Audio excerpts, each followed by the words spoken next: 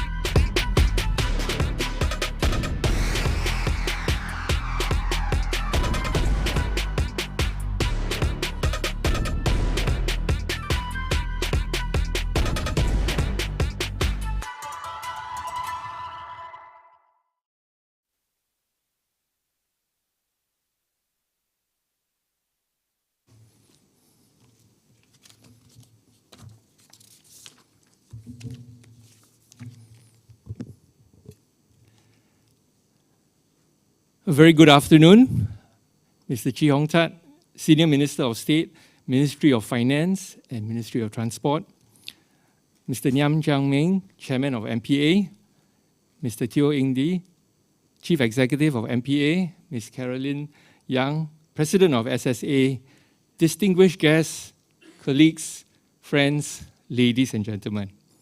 On behalf of NUS, I'm very delighted to welcome you to the grand finals of Smart Port Challenge 2022. To those of you who are watching through this live stream, welcome as well. First of all, congratulations to all the startups that have completed the Pier 71 Accelerate program, and thank you to the corporate partners for supporting them in their market validation and customer discovery journey the past 6 weeks, without which our startups would not have gotten a total of 14 confirmed letters of intent to work on pilot projects as well as co-development. This is a unique hallmark of Smart Port Challenge, where the grand finals and prizes are really just the icing on the cake. But now, given the opportunity to have the engagements with corporates through the letter of intent gives startups immediate market access. Therefore, your journey to create impact in the maritime industry has only just begun. Our evaluation panel reviewed nearly 150 completed submissions this year and scored the proposals based on innovativeness, industry relevance, market potential, among other criteria. They narrowed it down to the 17 startups, of which the top 9 will be pitching their solutions in a little while. We will be hearing from startups with strong focus on green tech, such as addressing the need for more sustainable energy and waste management. Solutions also include use of data and artificial intelligence to optimize safety, efficiency in vessel operations, crew planning, supply management. Partnering with MPA, NUS will continue to support the generations of entrepreneurs and innovation. We recently launched our latest NUS Overseas Colleges program in Norway, where many of the exciting technologies being developed there are the forefront of our green future.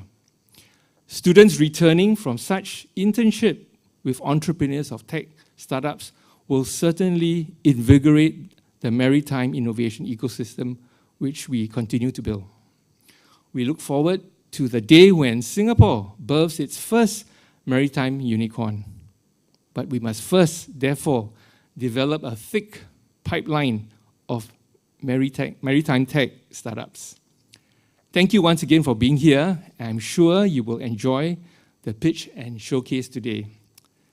I would like now to invite our guest of honor, SMS Chi, to deliver his opening address. SMS Chi, please.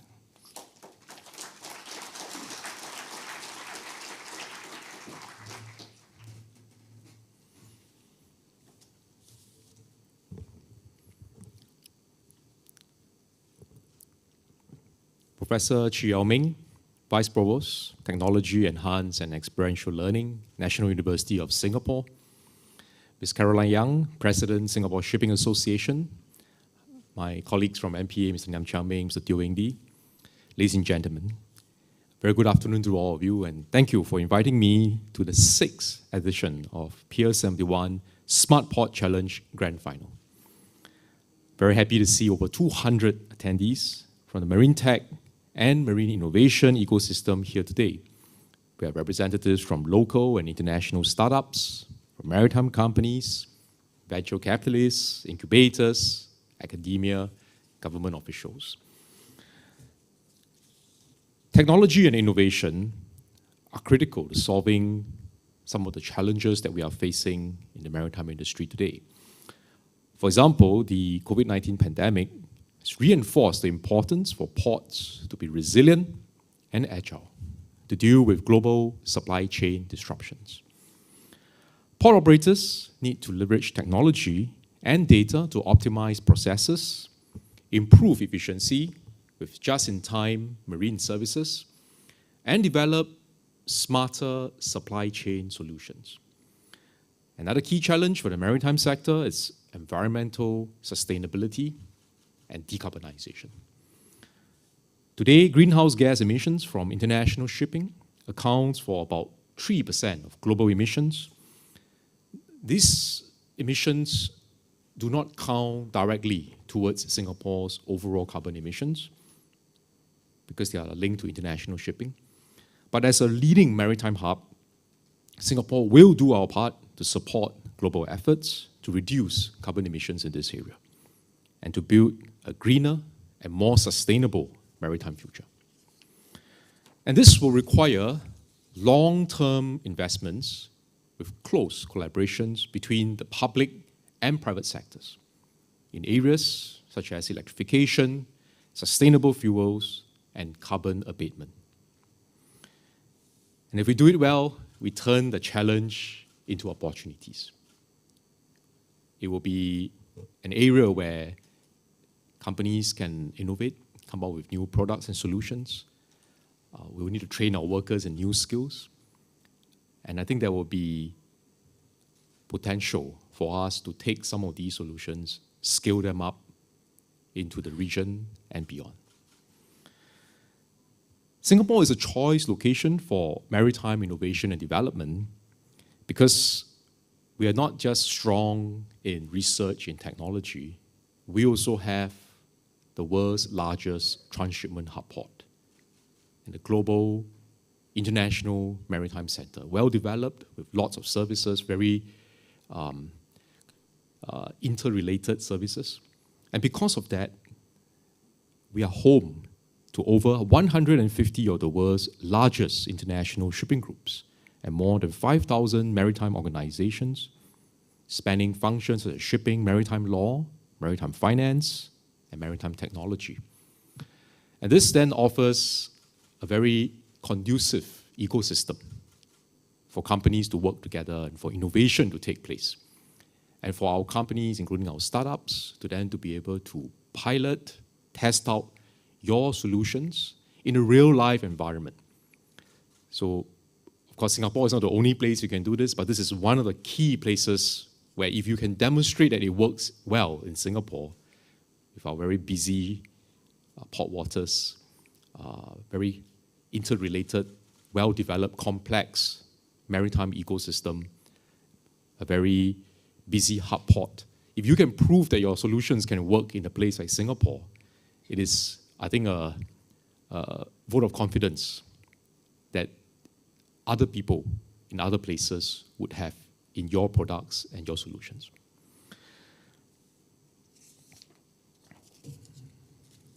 So in other words, use Singapore as a living lab for your products and your solutions. And we are committed to work with our companies to support marine tech innovation. Let me share some examples of what we have done so far. Now, last year, we launched the Global Center for Maritime Decarbonization, or GCMD. This center brings together public and private players to catalyze collaborative projects to advance the deployment of low and zero carbon solutions in the maritime industry. In September this year, we officially opened Tuas Port. When Tuas Port is completed in the 2040s, it will be the world's largest fully automated port with sustainability as a key feature. Port equipment like yard cranes and prime mover vehicles will be automated and powered by green energy sources such as green electricity and hydrogen-powered fuel cells. We will build green buildings, smart grid solutions, and battery energy storage systems, and these represent exciting opportunities for maritime innovation. By 2025, Singapore will be the first country in the world to have full 5G coverage across our port waters, opening possibilities for testing and deployment of remotely controlled ships, autonomous vessels, and other maritime innovations. Now, I want to be quite clear, we are not the first to start 5G. I think there are other ports in the world that have started 5G, but because of our compact nature, we are able to provide 5G connectivity across our entire port waters. And this is something that will be the first in the world. Now, we are also building partnerships with like-minded ports around the world. Earlier this year, MPA signed a memorandum of understanding with the Port of Rotterdam, and it recently embarked on discussions with the Port of Los Angeles and the Port of Long Beach on the establishment of green and digital shipping corridors. These corridors will focus on the implementation of low and zero carbon bunkering fuels, as well as digital tools to enhance the decarbonization efforts of shipping. It will also provide trial solutions for the international maritime community. I think importantly is also to have a way to keep track, to measure, because this is what I think will give confidence to regulators, to international organizations like IMO, and of course, eventually to customers. Pier 71 provides an ecosystem, including regular workshops and initiatives such as the Pier 71 Accelerate, the Pier 71 Ascend programs, and the Smart Port Challenge, like what we're having today, to link promising startups with our maritime companies. The joint efforts of our stakeholders in the maritime innovation ecosystem have contributed to Singapore being recognized in this area, being ranked now as the top maritime technology hub in the leading maritime cities of the world report 2022 by DNV and Menon Economics. Now, of course, these are what we have done so far. We always remind ourselves, my colleagues and I, that even though Singapore, our maritime sector, we are progressing well, a lot of initiatives are still ongoing, but we must never rest on our laurels. We must always continue to stay a little bit paranoid, always check for the competition, that's anything catching up with us. And importantly, I think, look ahead, because there are areas where it is not because people are doing better than us and therefore we need to catch up, but actually it's circumstances and the global environment that compels all of us not to compete, but actually to work together to accelerate our joint collaborations and innovations. And global carbon emissions, decarbonization, climate change is one such area. To further advance our efforts, I'm pleased to announce that MPA and the Singapore Shipping Association will be signing a partnership agreement today to formalize SSA's support for Pier 71 startups.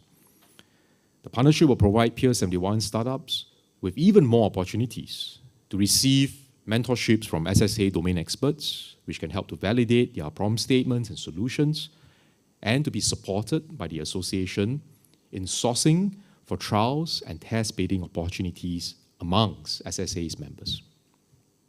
This partnership will allow Pier 71 startups to access a wider network of SSA members' companies and industry partners and speed up the journey to grow and scale up your operations in Singapore and beyond. I would also like to congratulate the 17 SmartPod Challenge 2022 finalists who are here with us today. Come from Singapore, South Korea, Germany, and the Netherlands. Your innovative and well-developed solutions focus on areas such as alternative fuels, management platforms, AI systems, and smart devices. Now, it's not an easy journey to get to the finals because there was a very long list of almost 150 applications across 24 countries, and you made it to the final. So congratulations. This itself is an achievement. Today, you have joined a distinguished group of SmartPod Challenge finalists, many of whom have taken their ideas further after the completion of the competition and introduced innovative solutions for the maritime industry. And these include Skylab, who's the runner-up of the 2018 SmartPod Challenge. They form a strategic partnership with another marine tech startup, IO3, to roll out a maritime control center integrated communications platform to shipping lines. Another example is Dravum, the winner of the 2019 SmartPod Challenge. They have installed a real-time early detection system for marine fuel quality on a bunker tanker, and this can provide continuous monitoring of fuel quality. So just some examples, there are many more. And my main point here is this, to all our startups, to all our finalists, you have reached an important milestone by making it to the finals today. But this is not the end of your journey. It's actually really a good, I would say, a launch pad for you. A launch pad for you to take your business ideas further. And hopefully with this competition, now whether you win or you don't win, that is, to me, I think not the most critical thing. Of course, better if you win. But even if you don't win, this is actually a good opportunity for you to be able to showcase your capabilities, your solutions to a group of companies, to our representatives from the industry, who, if they are interested, can follow up with you to see how they can support your ideas and take these further. And it's not, ultimately, the competition is not today. The competition is actually eventually whether you take your products and your solutions and grow them further. Today, it's really just one of the platforms to help you to be able to go further. So I'm confident that the groups that we're presenting later will have very interesting presentations and pitches, and I look forward to hearing from you later. Now, to conclude, I just want to end by thanking NUS, Pier 71, EDB, ESG, the Singapore Association of Ship Suppliers and Services, the Singapore Logistics Association, and of course, SSA, for your very strong partnership with MOT and MPA, and also your continued support for Singapore's maritime innovation ecosystem. Many thanks also to our maritime companies, which have provided challenge statements and also mentorship guidance for our teams. Thank you very much for your continued support. And, well, like all of you, I look forward to the presentation from the teams later. Thank you.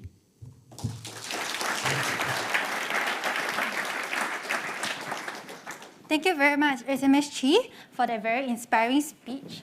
So once again, a very warm welcome to SmartPod Challenge 2022, also known as SPC. Welcome to those who are joining us in person and to our friends online as well.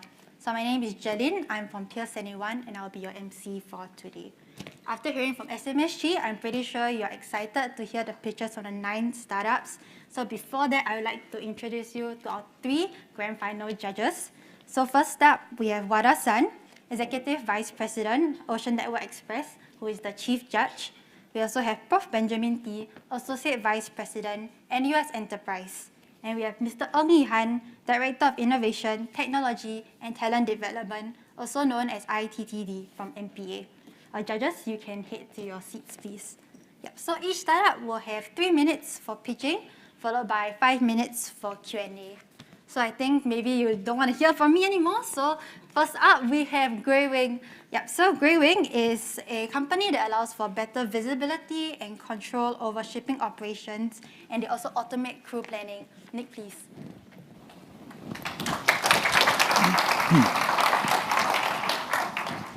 Hi, my name's Nick, and I'm the CEO of Greywing. And today I'd like to talk to you about the problem of automating crew planning to meet oil major requirements. So as many of you may be aware, if you're operating a vessel and the vessel's carrying a shell cargo and it drops it off, let's say Rotterdam, it needs to pick up another cargo, it has to be in compliance with the crew planning matrices for both oil majors. So actually, given that there's about 13, 14 oil majors, you need to make sure that your compliance matrices for crew planning meet every one. So actually, you've got to be in compliance with all of the crew planning requirements for each oil major all of the time. If you get it wrong, it means that your vessel is unable to pick up cargo and you're going to lose money. So luckily, Greywing has automated a proprietary algorithm backed by machine learning technology that enables our customers to automate their crew planning out to 6 months to 3 years with up to 95% accuracy. This means that if you're a crew planner, maybe you're a superintendent, a master, or a crew manager, those long hours of working with a pen and paper, Excel spreadsheet, and maybe a whiteboard late into the night are a thing of the past. Customers love this. The impact on the company is lower costs. They mitigate the risk of potentially failing to pick up a lucrative charter, and it also releases expensive human resources to deploy on more strategic tasks. Of course, that actually doesn't get us out of the bed in the morning. What we like about this is the human impact. Crew planning is also critical for seafarers. As a seafarer, you want to know when you're going to be joining a vessel, so you know when you'll start getting paid. You want to know when you'll be getting off a vessel, so you can get home to see your family. And it's also true that the algorithm that we're building makes sure that you'll be at home for important family events. And it's not just us who think this.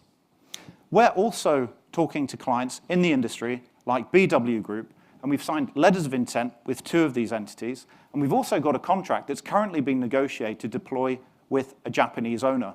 And the fascinating thing about this is they've asked us to automate crew planning to make sure that there's a much higher likelihood that their crew can be at home for family occasions like birthdays. And we think that's awesome. Luckily for us, our market size has just doubled. It's put us in a position where we can sell to the same customers with the same data integrations, but an entirely new product. Luckily, I'm backed by an incredible team of subject matter experts within technology and maritime. And to think, just a year ago, we were only 4 people. So join us, join Greywing to help reduce the human and the financial cost of poorly planned crew rotations. Thank you. Thank you, Nick. So the time with the judges starts now. So judges, you have 5 minutes for Q&A.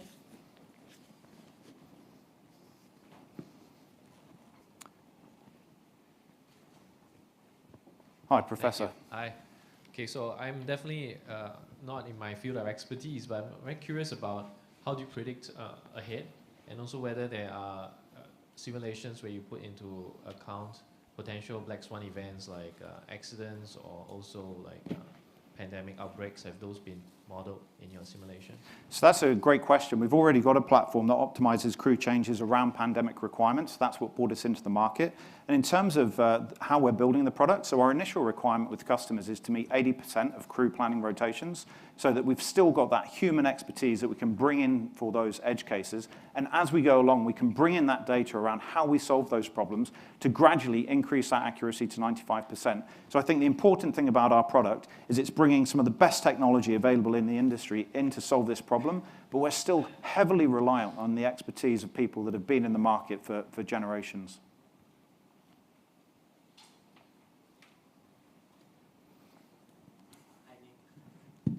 Thanks for the presentation. I have a question more relating to the market potential itself. So you mentioned that the product is looking at serving the oil majors. Any particular reason why you are targeting that, and do you have plans to scale to other sectors as well?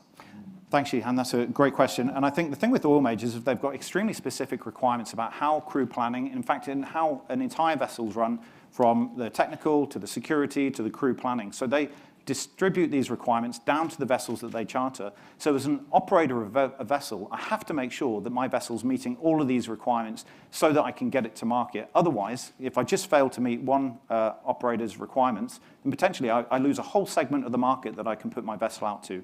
In terms of longer planning, we've actually also found that some major dry bulk operators have got much simpler plans around crew planning, but the problem that they've got is that some of the methodologies that are out there at the moment are too complex and are just focused on the hydrocarbons industry.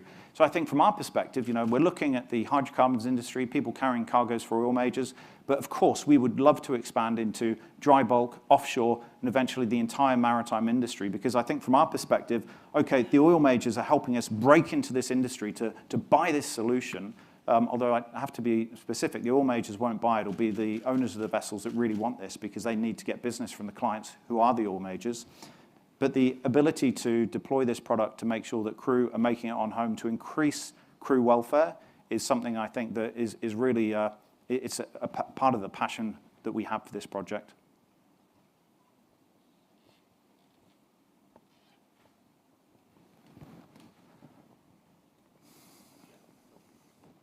Yeah, good question. So when the customer want to implement this solution, how long it will take to? Yeah, sure. That's a great question. So we're currently working with the customer. We just need to either plug into our existing customers. We're already pulling that crewing data from their crewing software. And then for a new customer, typically we're looking at anything from 2 weeks to a month to plug into their crewing software. And then it's that onboarding process for 3 months where we make sure we understand not only the oil major and flag state requirements amongst many others, but every specific individual operator has requirements that they want to use for the company. And a good example is the Japanese operator that we're working with. They have to meet specific requirements of Japanese crew on board the vessel, which is delineated by the Japanese Seafarers Union. So that's how we approach it. So of course, we've got most of the requirements which are specific to oil majors, standard requirements like flag state, but we can also tailor it to the individual organization and crew nationalities.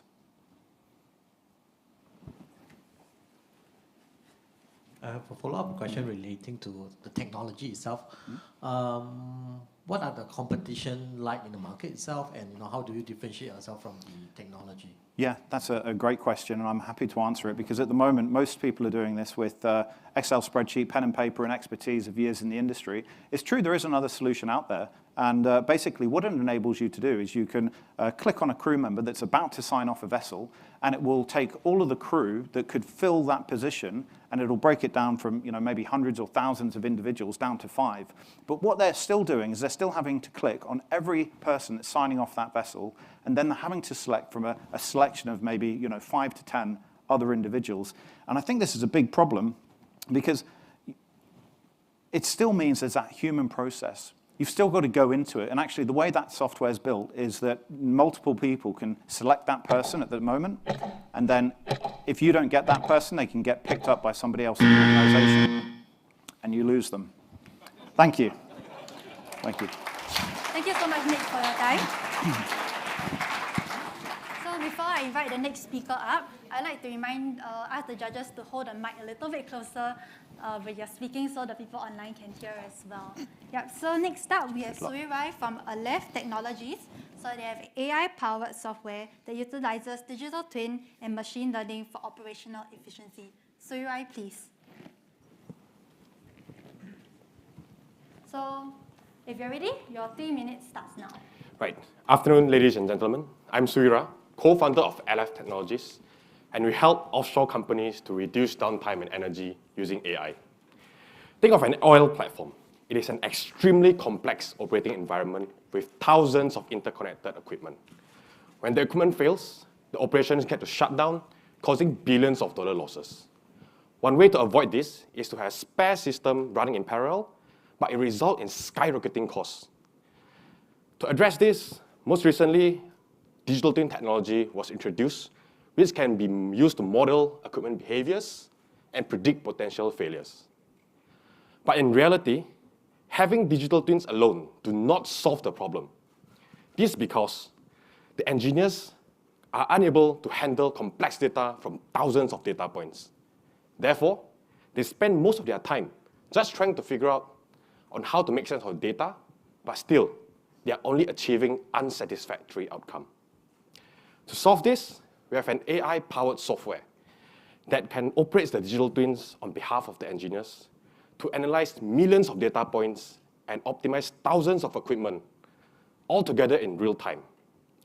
We built into our system the knowledge that engineers have, automations on the optimizations, and how to make decisions as how real engineers would make. This makes our system into an all-powerful system that can optimize even the most complex operations, which can never even be achieved by hundreds of engineers.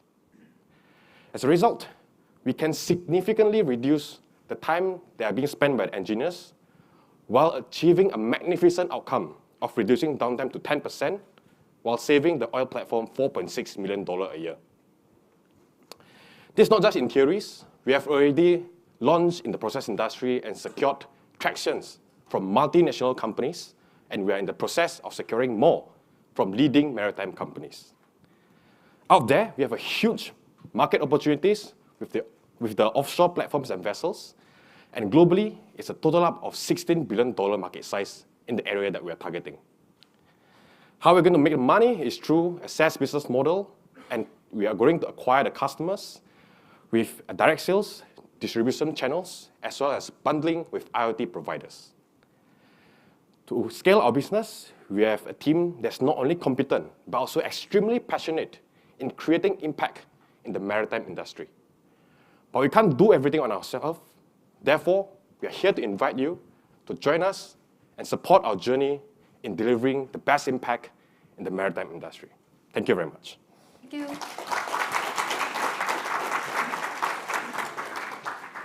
Thank you, Sui. 5 minutes Q&A. The judges can begin now. Thanks. Yeah, interesting solution. Can you share a little bit on the amounts that you can get per project and how, I mean, I know you had a slide on business model. After they develop this, how do you continue to maintain it? I mean, oftentimes you have repairs, equipment change. How does have you looked at that in your solution?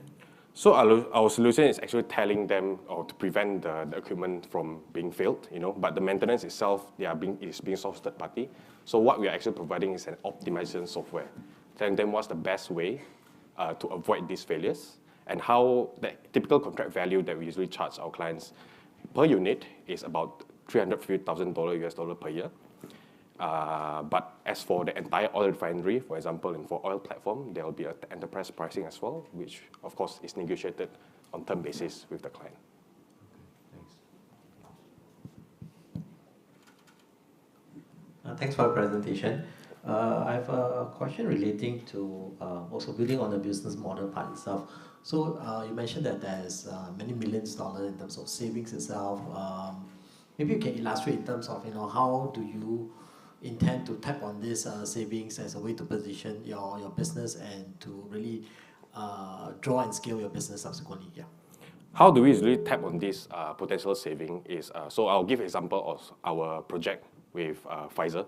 So we look into the existing operations, and what our technology can do is to simulate. So by having a better operations, how much you can actually save. And for a bigger plant size like Pfizer have, it can easily save up to $10 million. And of course, we are using that amount of money or value that we can save as how to position ourselves in selling ourselves.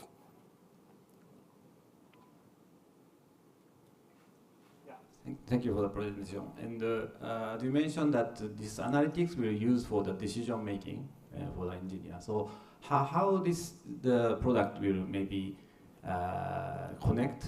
present those results to those people, or is there any automated way to connect those decisions to the next process? Yeah.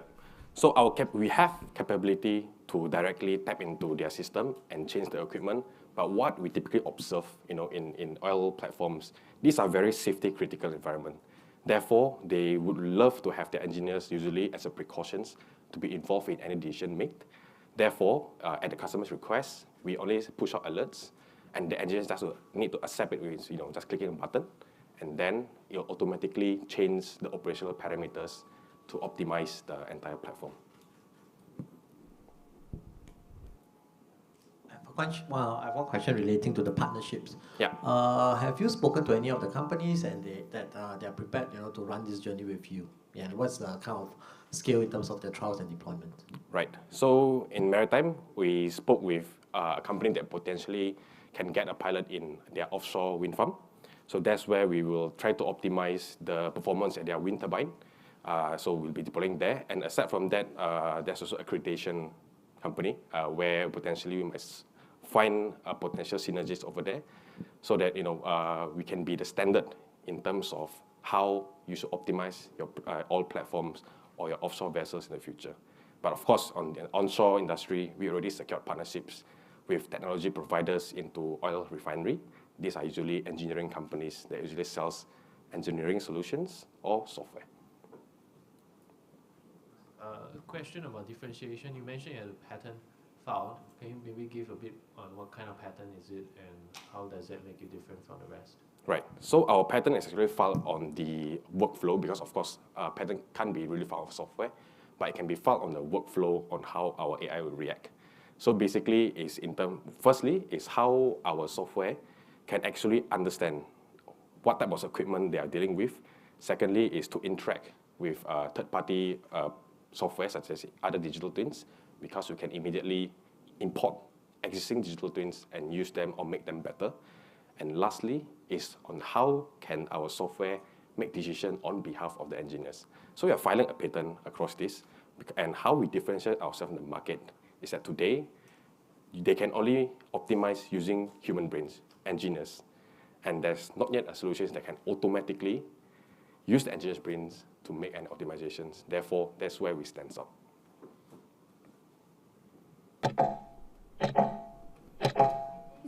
Thank you, judges, for your questions. Yeah. So next up, we have Green Corp. So that technology produces biofuels from bio-waste and also reduces carbon emissions. Hanson, please.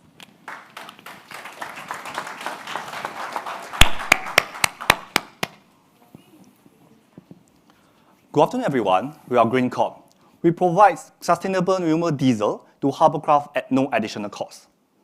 You might be heard stories using biofuel utilizing used oil and crops. It works, but not in Singapore. First, we have limited supply of used oil. Second, we do not have land to grow the crops. If we have, we consume it rather than transform it. But lucky is, we live in a garden city. We produce more than 1,000 tons of garden waste a month, which needs 77 Sing dollar to burn it away. However, we can change to biofuel, where this costs more than $250,000. Amazing, right? So this was a theory in the past, but now we make this process feasible. Typical process, which there's two steps, pre-treatment and fermentation. Fermentation is similar to what you're drinking a beer, you're tasting fermentation result. The transformation part is at the pre-treatment one. The current process is utilizing like a boom. They are operating at more than 200 degrees Celsius and more than 20 times the atmospheric pressure. By using our process, we can use as an atmospheric pressure and similar to a typical sauna temperature. It is safe and saves a lot of energy. We position ourselves as a biofuel producer, which these fuels can directly provide to the fuel blender to the end user via the distribution chain. We hope to scale it out in future so that we can accommodate the increased supply. We started in 2020, and we are grateful enough to get fantastic support from the industry partners, like Shell and etc. So the next word, we need to scale that up. We have a team that is enthusiastic to the sustainable solution. We know it works at scale, but the next question is, how do we use this sustainable solution to help the world? To assist the Singapore Green Plan in the nation, we want to utilize this solution. But as a small team at us, we are thinking whether we start off to develop a plant to sell off the biofuel to the end user, or we license the technology to the manufacturer. Hence, we value this opportunity to the experienced maritime player, whether which step we should move this forward. Thank you very much, and let us support your sustainability journey.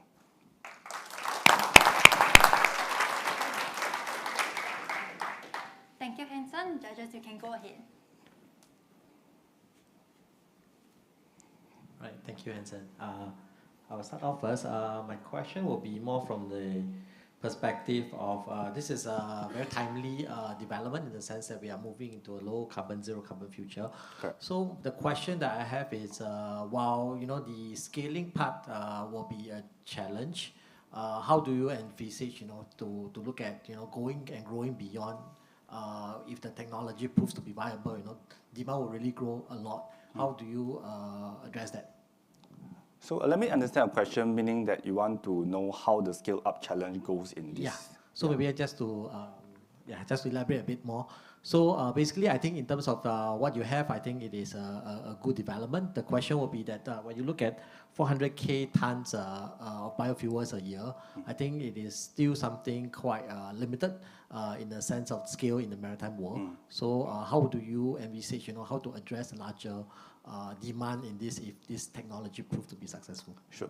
So for the presentation just now, the 400,000 liters basically is the one that a month produced in Singapore if you utilize all the garden waste.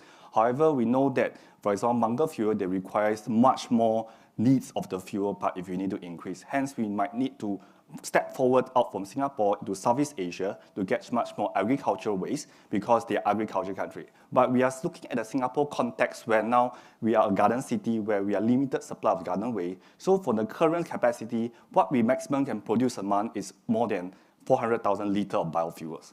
Thank you. Maybe I'll just have a follow-up question to that then. Yeah. The question I will have is why would you choose maritime sector, for this technology to be tested and deployed, as opposed to, there are many other sectors that are also looking at tapping on this opportunity. Okay. So we still remember the first day we entered Pier 71. We understand the future key trends of MPA. One of them is decarbonization. So where our solution, actually the biofuel fits into the challenge, that's why we hope that this solution can support the MPA's future trends and moving forward to the decarbonization. That's where we are. Thank you. Interesting solution. So in terms of, you mentioned that it costs about 77,000 to burn the Correct. plant waste, Correct. biomass. How much does it cost for you to convert them into the valuable biofuel? So just now the value is the 700,000 is the burning incineration cost. So the value of the biofuel is actually the revenue of the exact if we sell off all the 400,000 liters of biofuel. Right, but how much does it cost per liter for you to convert that waste into biofuel? It's less than $2 per liter. $2 a liter. Correct.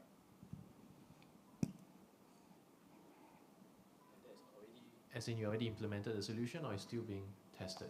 Now we are working with some partners so that we can try the fuel trials to the hovercraft in the actual port. Okay, so you have a small pilot kind of already being... Correct, correct.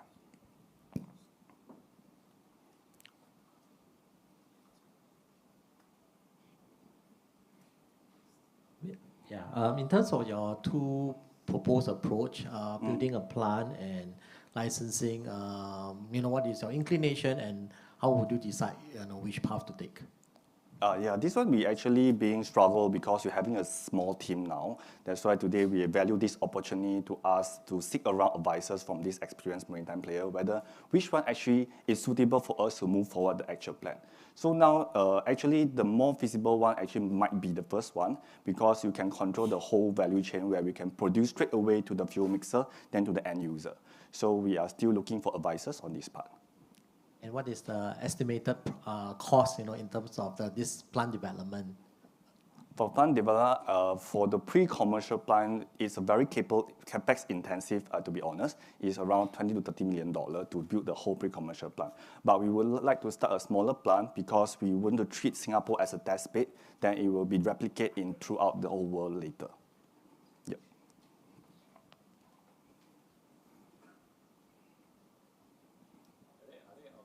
To lower the cost further, or this is $2 is the max you can go?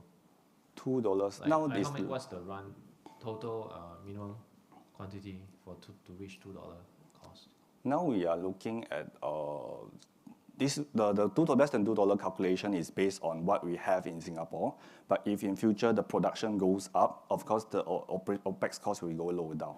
Because the main thing, the know-how is on the catalytic process and the fermentation they are using. Thank you. Thank you so much, Hanson. Thank you so much, judges. So next up, we have a startup that addresses ship navigation safety and port operation. So let's invite Kyung-Soo from Sidronics, who flew from South Korea for the Smart Port Challenge Grand Finals. Okay, Kyung-Soo, if you're ready, you can begin. Hello, everyone. My name is Kyung-Soo No from Sidronics, and I'm very pleased to introduce our advanced AI technology that can recognize ocean objects automatically, and the solutions providing useful situational information who are involving berthing or port operations. And here's the video. Horrific, isn't it? If there's any accident occurred in the congested port area, the impact is devastating. It's not just destroying the port infrastructures or liabilities of the ship owners, but it also disrupts the whole port operations. This is just happening because there's so many blind spots around the vessels that it's even the experts like port pilots or tugboat captains, it's very difficult to assisting those situations. And even getting worse is that the world port traffic has been increased every year, and it is estimated to be doubled by 2040 in Singapore after opening up the mega-tuas ports. The number of vessels or the size of the vessel has been increased while pilots are still struggling under pressures getting into the congested ports, and the total procedure is still remain the same. So we are here to provide useful solutions to them. Imagine if you have 360 degrees around of your real time and gives the situational information automatically. And even better, imagine that if you have the 5G connections, that even inland person can see the same view and assist this remotely to enhance your efficiency of the port operations and safeties. This is not just a prototype, but we have developed this and successfully operating in Korea. So Port of Busan or Ulsan, they have adopted our port monitoring systems, as well as Korean governments or a lot of shipping carriers who are buying our ship navigation assistance system. So we are here to expand our business internationally. There's two questions that, what is the issues that if we're rolling out our business outside of Korea? And how do we introduce our business model properly to the customers? I think Singapore is the best locations that we can prove it and we can test it, our innovative solutions. Because Singapore is a great reputation of the innovations and have really good 5G smart infrastructures that is perfectly matched with our solutions. We have a great solutions and we have a great potentials, but we cannot realize it without your support. Please support us to innovate this maritime industry in a safer and a smarter way. Thank you very much.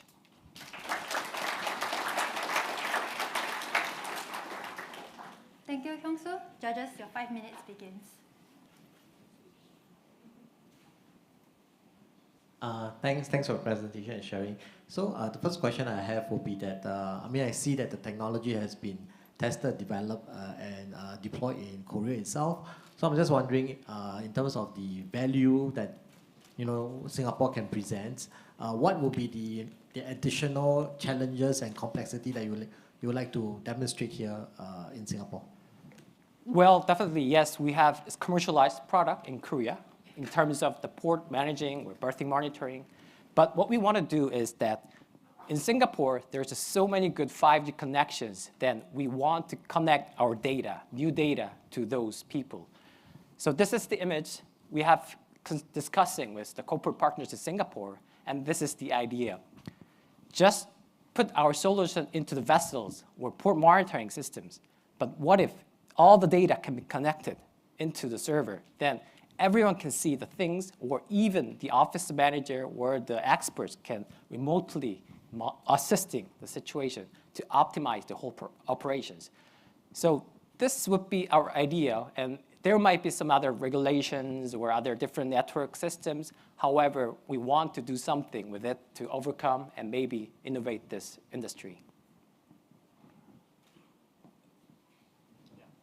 Thank you. Thank you for the presentation. And yeah, I think this kind of image capturing, you have to install some of the equipment on certain place, and also there will be a connectivity, as you mentioned, like a 5G. So how much time and work to do for this one solution to be implemented? Okay, so because we're doing our AI developments, it will require a certain amount of time to calibrate it. However, hardware itself is very simple, very small size, easy to install and attach any kind of facility or the vessels. So 1 or 2 days installations. And I think to optimize our AI recognition, it may require 1 or 2 months. But it's very simple. And if you attach the modem, then it will transmit the essential information to the server. So it's very simple installations.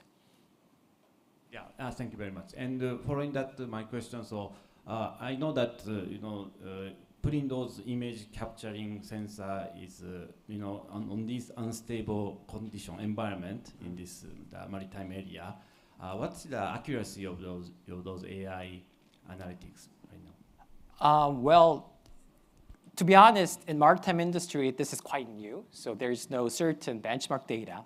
But compared to automotive industry benchmark that ours is high accuracies, I think it's very difficult to say accuracy in percentage, but ours is the best #1 state-of-the-art area, like using the benchmark data with the automotive industry. Question around who would be the most ideal customer for you? Is it insurance companies, or is it the vessel owners, or is it the government right now? Well, the ship owner might be the primary customers who wants to buy, because they can monitor the situation in congested area or save all the data. So that kind of data can be used as a black box. So insurance company might want it, but that would be like players who will get benefits from it. But the ship owners or the port authorities, and here in Singapore, I think PSM Marine, who owns the tugboat, is the #1 customers, I think. In terms of the technology itself, is it protected in some ways? AI or the various different combination of the systems and sensors, and also the AI system itself. Is there any protection around these technologies and solutions that you're developing? In terms of the patent, you mean? Patents, yes. IP? Yes, so we have several patents in Korea related to situational awareness using AI. And because we are using several sensors, so we are fusing this data. So it's related to sensor fusion and AI situational awareness is protected by intellectual property. And all of them are already assigned for the PCT. So we are now getting more patents from US or EU to protect our properties. Yeah, thank you. Thank you very much.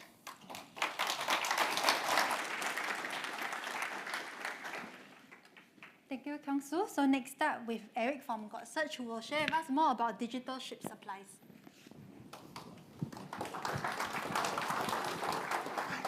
Your 3 minutes begins now. Hi, good afternoon, ladies and gentlemen. My name is Eric. I'm the Managing Director of GodSearch. And our goal today, we are here to share with you how we're going to digitize and decarbonize the marine supply chain. So, marine supplies market is huge. Up to $169 billion every year is spent on supplies for ships. But unfortunately, the logistics process of getting those supplies to the ships is extremely unsustainable. 90% of all deliveries in the marine supply space require some form of paper documents. Up to 50% of the labor force of a marine supplier is doing tasks that can be easily automated. Last but not least, the logistics planning itself is extremely inefficient. Up to 30% of the last mile cost is just waiting time. This inefficiency means that the industry requires 6 times more vehicles and drivers than it otherwise needs, and increases the CO2 emissions significantly. So, what if I told you that there was a solution in the market that would help the industry become paperless, reduce the number of trucks by up to 91%, and reduce CO2 emissions by 80%? That's exactly what GodSearch aims to do. Our customers are the buyers or sellers of marine supplies. They come to our platform to request for delivery services, logistics services. Once we take a small fee, we allow them to process documents through our digital platform.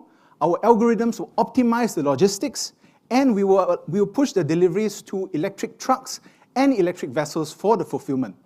Now, you may ask, Eric, are you sure you can find electric trucks and electric vessels for your network? And the answer is yes, because we form a partnership with Yinsen Green Technology, one of the leaders of electrification in Southeast Asia, allowing us to provide their infrastructure through our platform. And now, what does the new logistics flow look like, right? We have already started trials with our customers. For example, these 3 suppliers, we consolidated their cargoes onto one truck. It went to PSA, and it reduced their cost and the number of trucks entering PSA. And we are very glad to share that since we started the company, we received a lot of support from the industry. Particularly, for example, Fuji and Viking are regular customers of ours, and we received LOIs from several maritime companies to further develop our features. Of course, this would not be possible without a strong team. I myself have 11 years of experience in the maritime sector. Nazira and Shamir are key founding members of VersaFleet, which processes right now 100 million tasks every single year for deliveries. So, before I end my presentation, I would like to share that whilst we are very proud of our progress thus far, we are only doing a very small part of this whole puzzle. And therefore, we would like to ask everyone to join us to digitize, decarbonize maritime. Thank you. Thank you. Thank you, Eric. Judges, you have 5 minutes for Q&A. Hi, Eric. Yes. Thanks for the presentation. Thank you. My first question would be that I think it is good that you are able to provide a end-to-end, full electric, low carbon kind of ship supply logistics solution. Yes. The question will also be that the ship supply market is also very dynamic. The volumes are high. What if there is no such vehicle available, vessel available? How do you ensure that with this partnership, are you able to bring in also other networks, customers, solution provider, logistics players? That's a great question. So we are already delivering these services for multiple chandeliers, for multiple suppliers on a daily basis. So we are processing a lot of orders every single day for some of these parties with currently diesel-powered trucks, of course. But what we want to do is, of course, really help to introduce the electric vessels, electric trucks into this network. And because we've been doing it, we know how best to do so. Yeah. Yeah, thank you very much. So you mentioned that you want to digitize the document, e-document. Yes. And what kind of document you are currently, thanks. So we are working closely with Wilhelmsen on solving their pain point around proof of delivery for marine supplies. So that impacts all kinds of things from taxation to permits to, for example, payment, for example. So what we've done is actually we started trials with them to try to see if we can get it endorsed while the ship is at water. And we've been actually quite successful with several of these trials. We are scaling up our pilot with Wilhelmsen right now to see if we can provide it on a 24/7 basis for their team. Yeah, so that's one of them. But another one is perhaps all the importation, export permits that relates to going into the ports, because ports are highly regulated zones. Sometimes there's things that need to come out as well, right? Importation permits for fire extinguishers, for life rafts. So that's another area where we want to digitize the documents. I've had personal experience where I had to wake up 5 a.m. in the morning to go to Penjuru terminal to pass a DSA, a shipping note, to a Chinese-speaking driver so that he could enter the port. So I know the pain personally, yeah. Yeah. Around some aspects of the business model, what's your typical customer acquisition cycle, and what's your revenue, per customer? Sure. So I have some figures here. So basically, our customer acquisition. So we are already a live business. So we're generating about $400,000 in revenue this year since we started this year. So since we started this year, and our business model is that of like a digital freight forwarder. I think the best way to describe it is a flex port for marine supplies, right? And that's our strategy, right? To our customers, we are just a logistics provider, but we just make that experience much more easy through a digital portal. But at the back end, we power it with, for example, technology, OR algorithms that will optimize the deliveries, for example. Yeah. Sorry, did I answer your question? Yeah. In terms of, I guess, per customer, right? How much does it cost to get one? Sure. So it takes about between 1 month to 3 months to secure a customer. Typically, we need about 5 deliveries with this client. And once they are confident, I think our clients are they have very high expectations in terms of operational requirements. They expect 24/7 response. They expect that you always have a truck, for example. So the moment you can cross the threshold about 5 to 10 deliveries, they usually like to use you on a very regular basis. Yeah, so typically we do incentivize a bit, 1 or 2 free deliveries before, just to show them we can do it. But after that, it's within 1 month to 2 months, we should be able to secure a client if they are confident. Yeah. It's very dependent on the port and the geography of operation. Right now, you focus on Singapore, right? No, to be very frank, a lot of similar conditions because a lot of them are like regulated zones. So similar challenges in many ports. For example, Rotterdam, similar challenges. Antwerp, similar challenges. Busan, similar challenges. So a lot of these, I mean, yes, paperwork may be slightly different, but once you get past the initial, tediousness of the licenses, etc., the issues are actually the same. And so even some of these ports like Rotterdam, we have a client called ZAP that's based in Rotterdam. They actually told us, say, look, we would like to be your partner, your logistics partner, in the Netherlands once you're ready to scale. Yeah, so actually the issues are quite similar. Yeah. Thank you very much, Eric, for answering the question. So we have 6 teams coming up right now. So they address the issue of plastic waste while producing high-value products at the same time. So I'd like to invite Andre from Nanometrics on stage, please. When you're ready, your 3 minutes will begin now. Ladies and gentlemen, today I will tell you about a deep tech startup called Nanometrics.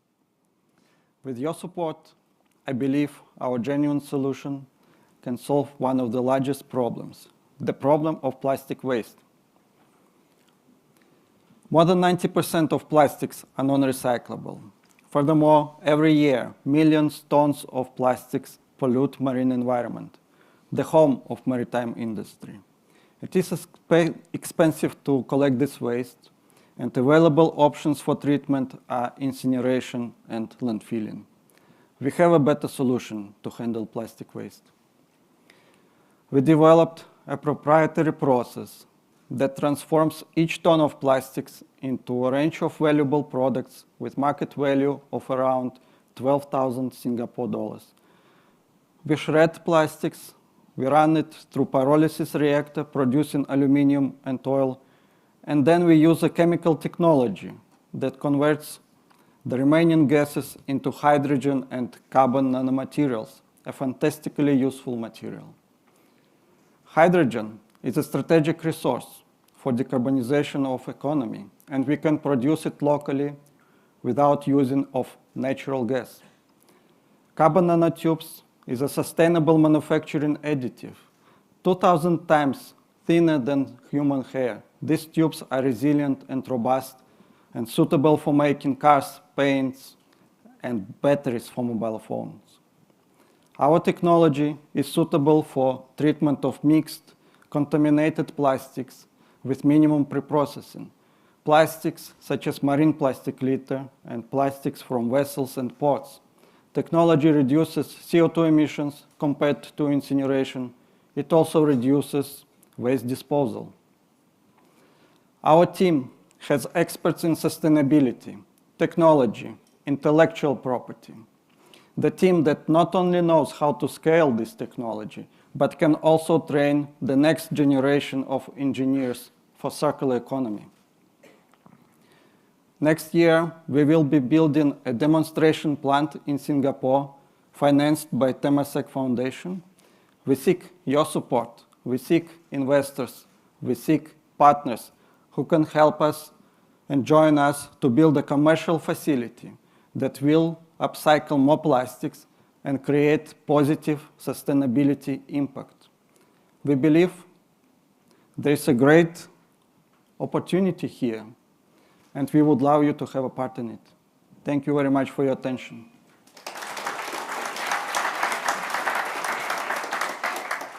Thank you very much, Andre. Judges, your 5 minutes begins. Interesting proposition.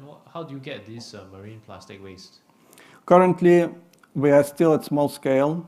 We partner up with local social enterprises collecting plastic waste from Singapore beaches, like Ocean Purpose Project, running these initiatives in Pasir Ris.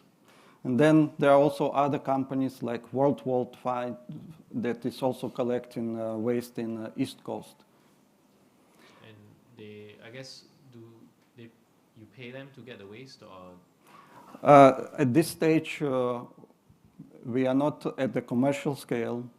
At this stage, we are helping each other. They help us to get plastic waste, and at their own expense, we are taking this waste and we're showing how our technology works for treatment of these polluted, contaminated plastics.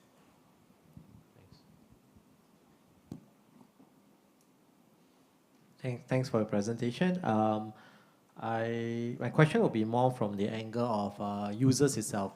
Who do you envisage being the users in the maritime sector for your technology and for your products? In terms of plastic waste, it is generated in ports. It's generated in vessels. We foresee there are companies who collect waste collectors. Then they can approach us to discuss how this waste can be treated. In terms of products, one of them is hydrogen. This is a clean fuel that is potentially can be used also in vessels. We are discussing usage of hydrogen in small boats that will operate around Singapore. In terms of carbon materials, we have other applications in other industries. Yeah, maybe just a follow-up question on that. How much hydrogen can be produced from one unit of plastic waste? Each ton of plastic waste can generate approximately 50 kilograms of hydrogen. And to give you a sense, in 2021, Singapore incinerated 924,000 tons of plastic waste. That means if this waste is diverted from incinerators, we could potentially recover thousands of tons of hydrogen from it. And what is the associated cost of this production? Cost of production. It depends on scale. The larger scale goes, the lower are operating costs of the process. Maybe you can give an indication based on your demonstrator plan that you are planning in 2023. Well, I can tell you that once we reach commercial scale, around 20–30% of revenue from selling of all the products will be supporting operational costs, and our profit margin will be between 50 and 90%. We will have exact number at a later stage when we get results from a demonstration facility.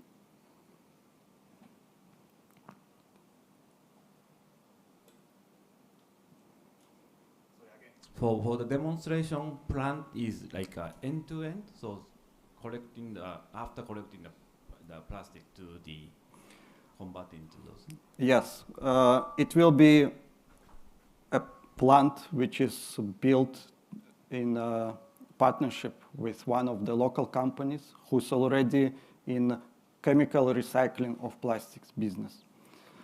We will be partnering up together to build this technology and show how it works. There will be collection infrastructure coming from, in Singapore, there are waste collectors who can arrange that. It will go to the plant, there will be processing and end products, carbon additives. We already have several potential customers who can offtake it. Thank you. Are there any maritime companies that have signed up or indicated their interest, to participate in this project? We are in discussion with some companies, and most of information is covered by NDA, but there is ongoing discussion. Thank you so much, Andre. Thank you so much, judges. So next up, we have a team that provides IoT technology that tackles the topic of accurately detecting corner castings from a shipping container. So I'd like to invite Rufina from Innerpod X. Rufina, when you're ready, your 3 minutes begins. Hi, I'm Rufina, and I'm from Innerpod X. I'm here today to tell you about our solution, the Intelligent Stack Assist, in short, ISA. Can you imagine throwing a ball through a hoop, but from 20 stories high? That is the amount of precision that is required to load and unload containers using key cranes. Therein lies the problem: low visibility at 60 meters. Moreover, it takes more than 800 grueling hours to train the key crane operators to be able to attain such a precision. If a congestion happens, that's about USD $54,000 per TEU container per day of cost. As you can see, this is a huge market potential. If you look at the total available market, $12 billion, that includes all container ports across the globe with at least one key crane. And our target market includes ports that prioritizes automation, and that is about $1 billion. Our solution, ISA, is an AI-based solution that includes a sensor and software that can accurately localize the container with reference to the crane spreader. ISA guides and assists the crane operator to load and unload the container more efficiently. We aim to increase the throughput by 33%. One unit is able to operate 2 cranes, which helps the port to manage the labor crunch. And moreover, our system will be reliable with an accuracy of more than 98% and works under most weather conditions. We believe that we can bring ISA to the market using 2 channels. One, the direct channel to the ports directly, and second, through partnership. The partners that we are looking at are the crane OEMs and the system integrators. Currently, we are looking at ports that prioritizes automation, that includes PSA, Ashdod, Port of Rotterdam, and many more. We are in talks with PSA and Ashdod for a POC. The team behind Innerpod X are actually venture builders within Bosch. Along with our own expertise, we bring in Bosch's AIoT expertise to the maritime industry for cutting-edge technology. In short, Innerpod X presents ISA, an AI-based solution that can assist the crane operators to load and unload containers more efficiently, increase the throughput by 33%, and we bring in the expertise, not only our own personal expertise, but the expertise of Bosch in AIoT solution and services to the maritime industry. Thank you.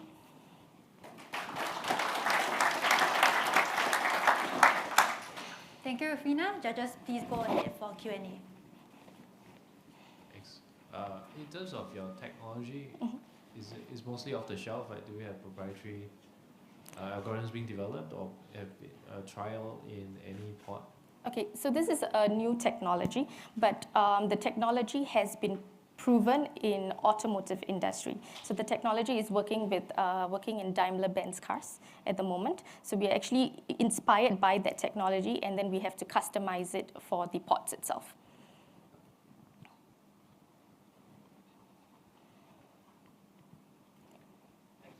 Thanks for the presentation. In terms of the complexity of installing the equipment and the sensors on board, how much effort does it take? Yeah, and do you need to have regular calibrations and maintenance? Right. Okay, so the technology itself includes the hardware and the software portion. So in majority of the ports that are prioritizing automation, they already have the cameras or the sensors already on the cranes itself. So it's more of our software that is coming in. But for ports that require, then we also need to do an installation of the cameras and sensors itself. We understand that the crane operation is a very, very crucial part in like the loading and unloading of the containers. So we try to do it within a day. For those that already has cameras and sensors on the cranes, we'll retrofit within 30 minutes. Yeah.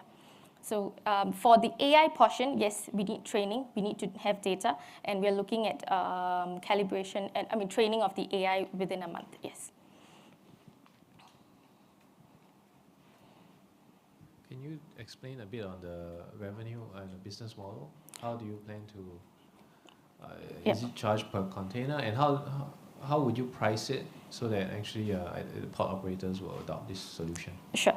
So the revenue model itself, there are 3 streams that we are looking at. One is the hardware, the software, and the maintenance contract itself. So the hardware and the software is a one-time payment. So we're roughly looking at a price of 150k euros. So like I mentioned, right, 1 unit is for 2 cranes. So it's based on the number of cranes itself. So of course, the more units they buy, then we can do negotiate on the price itself. For the maintenance contract, it's an annual recurring revenue.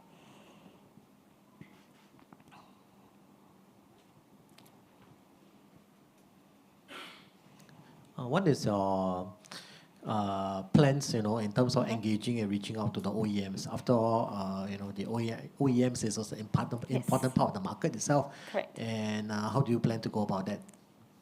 Okay, so we have spoken to one of the major OEMs, and we are also in process of speaking to other OEMs. So for example, like since we do come from a German company, we have a German OEMs that we are. That's how we will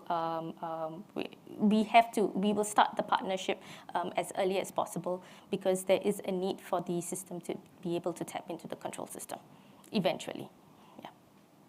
Do you envisage the business model to be different when you engage the OEMs as opposed to the port operators? Yes. So if we go through the OEM, then we become a tier 1 supplier to the OEMs. So then the business model will be different as compared to the direct to the ports itself. So our revenue model would be more of only selling the technology to the OEMs, and then the OEMs will be the one that is engaging the ports and retrofitting our solution. Yeah. Since your AI is capturing all those images and data, right? So do you have any plan to, not only the accuracy of this crane handling, but other area to use those data? As in, right now we're using the AI to basically localize the container itself. So basically using multiple cameras or sensors to understand where the container is at any given point. When you mean other use cases? Yes, from that data. From that data, not at the moment, because we are only looking at the localization and where it's moving towards to, and with the reference to the crane spreader. And then we can use this data eventually to be able to automate the entire crane itself. Yeah. Thank you, judges. Thank you, Rufina. So we have 2 startups left. So next, we'd like to invite Tulika from SunGreen H2 to share about how they're using their electrolyzer technology to effectively produce green hydrogen. Tulika, please. Thank you. You may begin when you're ready. Hi, I'm Tulika, CEO and co-founder of SunGreen H2. At SunGreen H2, we are accelerating the energy transition by unlocking affordable green hydrogen. What we are doing is helping industrial gas companies and traditional marine fuel suppliers access to 100% renewable source of hydrogen, which can potentially play a transformative role in the decarbonized maritime future. We all know what the problem is. Today's hydrogen production, 90 million tons produced globally, 150 billion ton market, almost entirely made from fossil fuels. This is adding to the carbon dioxide problem rather than solving it. Almost 900 billion tons of CO2 emissions are associated with global hydrogen production at the moment. Now, we all remember what water electrolysis is. It's the experiment that we did in our science lab, connecting electricity from a battery into a test tube full of water and out bubbled the hydrogen and oxygen gas. This is what water electrolysis is, at a giant scale. What we are doing is taking any renewable source of electricity, wind, solar, hydro, it doesn't matter, and running it through an electrolyzer machine made of plates that then produces hydrogen, clean green hydrogen with zero carbon emissions and oxygen. In this manner, this clean hydrogen can then go into hydrogen and hydrogen-derived fuels to decarbonize and green up our shipping industry, as well as myriad other applications in industry, long-term energy storage, and power generation. How is SunGreen H2 doing it differently? We have invented a proprietary catalyst and coating that goes into the plates that you see in the middle of the electrolyzer system here to double the amount of hydrogen that's produced, halving your cost, reducing the energy consumption by 10%, and removing the reliance on precious, scarce, rare metals. I would love to tell you more about the technology, but we are here to discuss how to deploy it. We have multiple patent claims filed and are already trialing the technology with marquee industrial names, many of which are under NDA, but suffice to say that we have started generating revenue and are undertaking paid trials. What we can share here are some of the brand name industrial companies that have opened up cash awards, networks, and support systems and test bedding opportunities to us. Most recently, we have been awarded a grant from the Energy Market Authority and Shell in Singapore to bring our solution to market. We're an experienced company with deep industrial expertise and mastery over the electrochemical process that is allowing us to deliver a breakthrough made in Singapore technology for low-cost renewable hydrogen production. It's not enough just to make the electrolyzer, though. We have a fantastic opportunity to trial this electrolyzer in our first marine project. We need the support of the MPA as well as the Pier 71 ecosystem. We need to have a mature conversation with regulators about how to bring the electrolyzer offshore outside of the onshore trials that we're already conducting, as well as think about how to license and grow this. Thank you.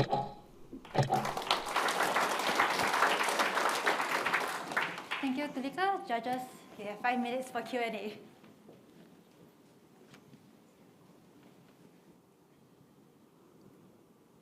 I will start off my question first.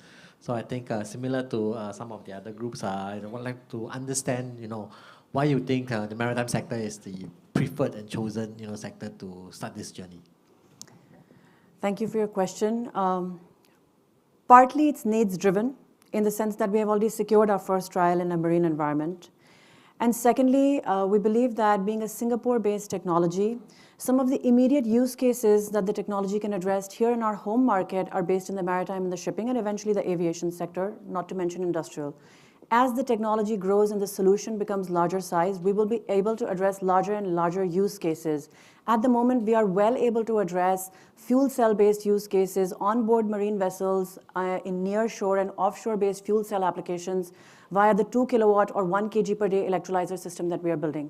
So this is one way in which we are bringing the technology into early field trials and demonstration of its USP. Having said that, we have already sold forward the first 50 units and are also trialing, doing our first trials with a European utility, gas and power utility, for producing a refueling solution onshore, on land.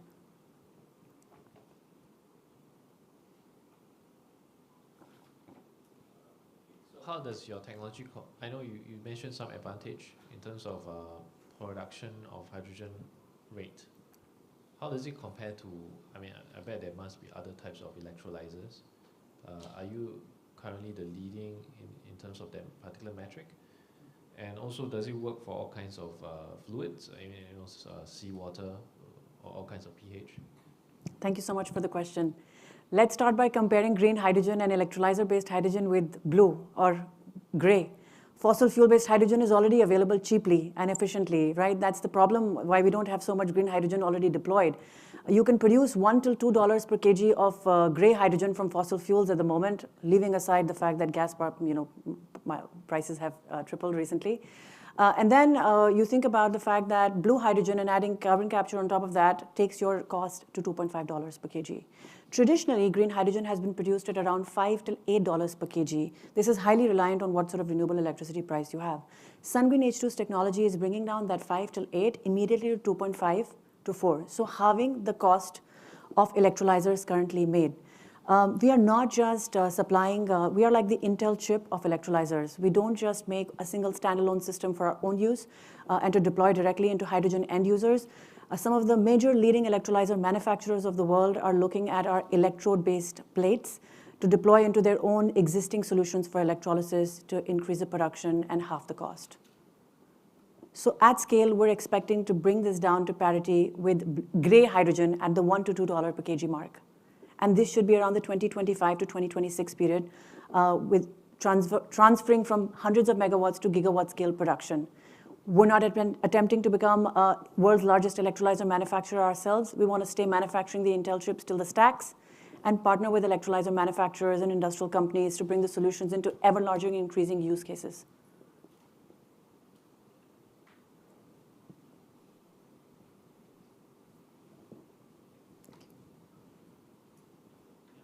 You can describe a bit in terms of this stack, in terms of the footprint, energy requirements. Yes, thank you. So SunGreen H2 is building a 2 kilowatt electrolyzer stack. It's a modular electrolyzer stack. I want you to think about it like a Lego block. This 2 kilowatt stack can make 1 kg of hydrogen per day when supplied with 2 kilowatt of electricity per hour. What does that mean? You want 100 kg per day, take 100 Lego blocks or 100 stacks. 1 ton per day, we supply you 1,000 of these in a containerized stackable solution. So our idea is to have removal of redundancy by not building larger and larger stacks, rather to have these modular units that can easily be changed out in the field, for example, to ensure the continuous operation of the electrolyzer plant onshore or offshore.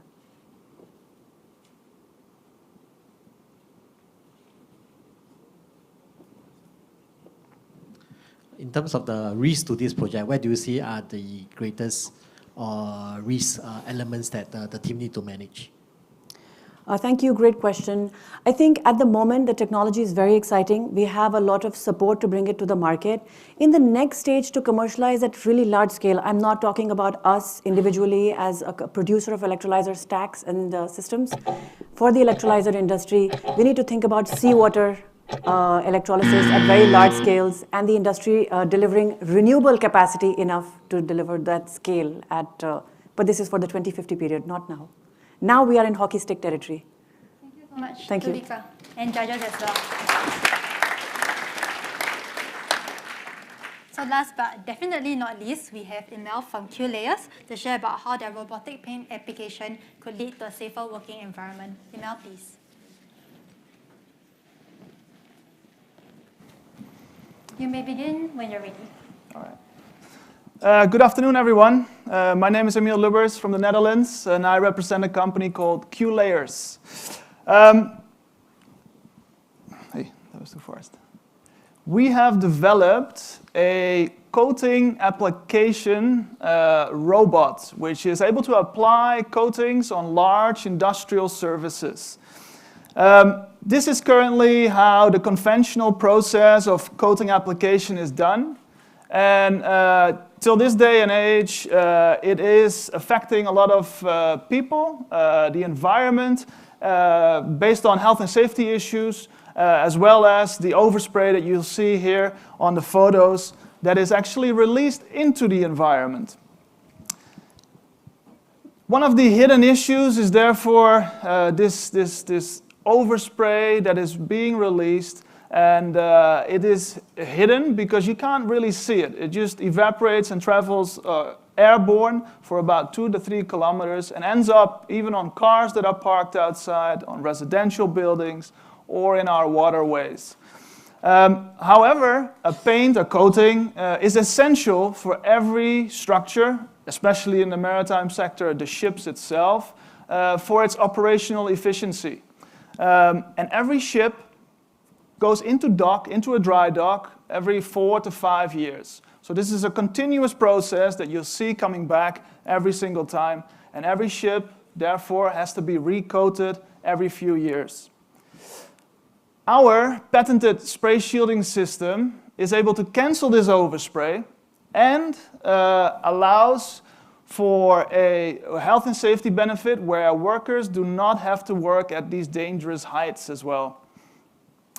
This is what you will see here in action. This is our, what we call a crawler, that is able to, via a magnetic force, being able to roll over a metal steel surface like a big vessel.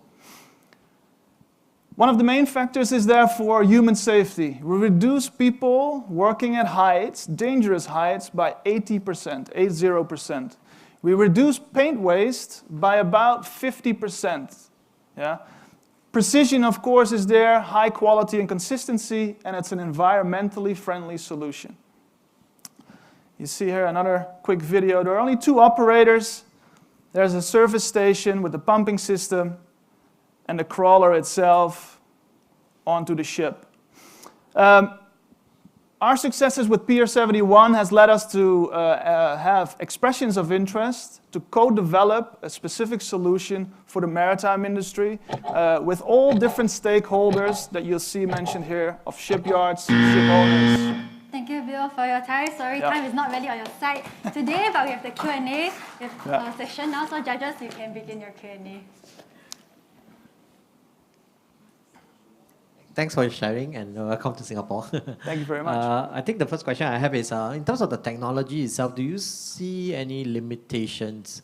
For example, whether there's a height constraint, whether there's constraints relating to curve or unequal kind of surfaces, uneven surfaces. We do actually, because we are currently already active in the petrochemical industry, the above ground storage tank market. This is where we coat cylindrical static tanks.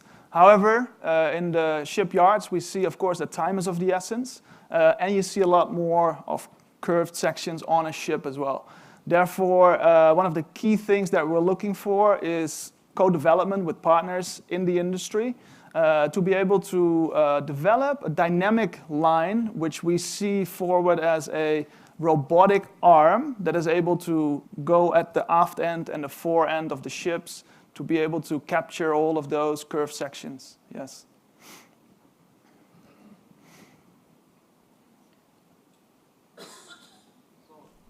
So in terms of the business model, so you develop this equipment or robot and sell to the customer, or like you operate and lease?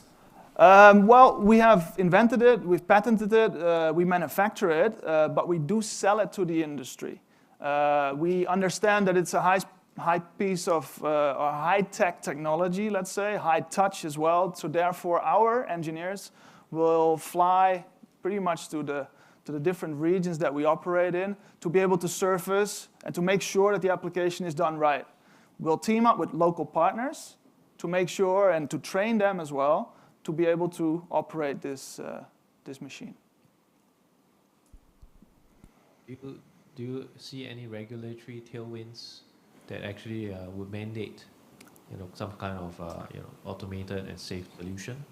Yeah. So especially in the petrochemical industry, we see a big pull from the majors, the famous ones, the Shells, the Chevrons, which are very much looking for automation on their operational side, right? On the maintenance side. What we see in the maritime industry, especially in Europe at the moment, is that governments, they are starting to regulate this issue of overspray because it's affecting the waterways, the creatures that are living in the waters, but it also affects all the residential areas. One key thing here, Singapore is very advanced in that as well. The SEMCORP Admiralty Yard is already seeing some regulations getting into place because the residential buildings are coming closer.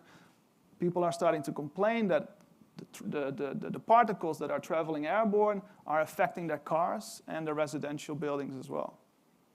So it's a real life case. Yeah. Thanks.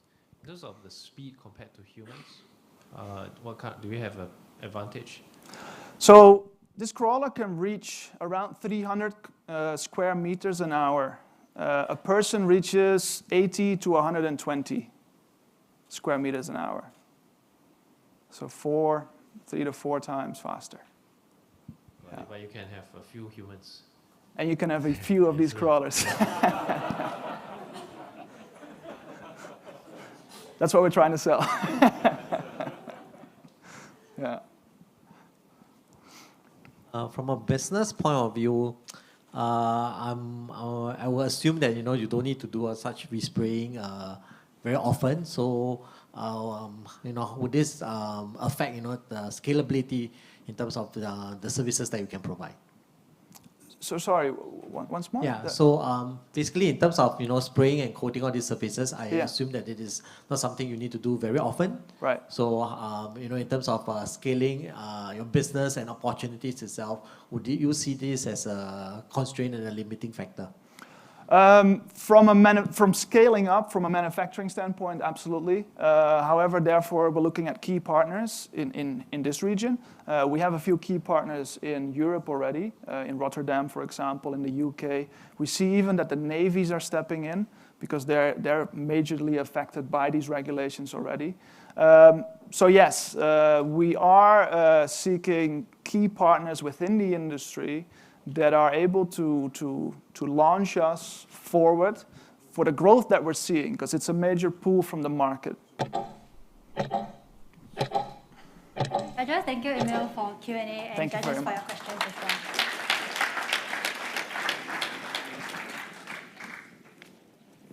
All right, so that's the end of the startup pitches. So judges, it's now time for you to work very, very hard and decide on the top 3. So you have 10 minutes to do so for a deliberation. Yep. So on this note, I would like to share what the grand finalists will be walking away with. So at the end of our judges' time together, they will come back and announce the winners, and the winners are competing for 3 cash prizes, which total up to $18,000. In addition, all teams in this year's cohort are also eligible to apply for the MPA grant, which is up to $50,000 each. And this grant will support the proof of concept development in partnership with the maritime corporates locally. We also like to take the time to witness a partnership agreement between MPA and SSA, Singapore Shipping Association. This agreement helps to strengthen the support for marine tech startups which are participating in the Piers 21 program.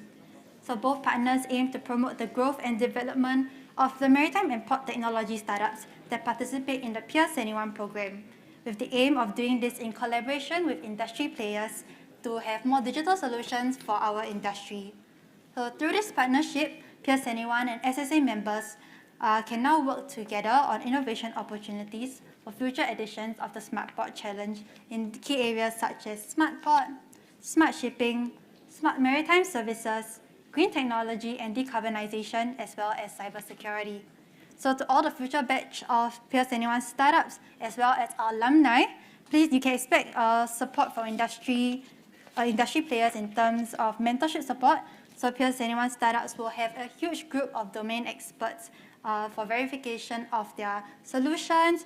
And these domain experts have a very diverse background, so it's really good for startups to be able to speak to them. In addition, it will also be easier for startups to seek support from SSA to find industry partners to collaborate on the proof of concept trials and test bidding of solutions.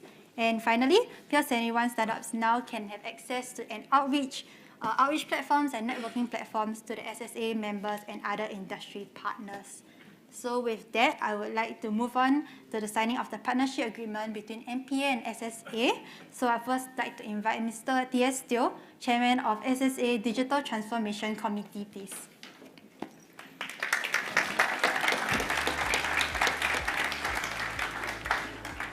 Next, I would like to invite Mr. Ng Yi-Han, Director of Innovation, Technology and Talent Division at MPA.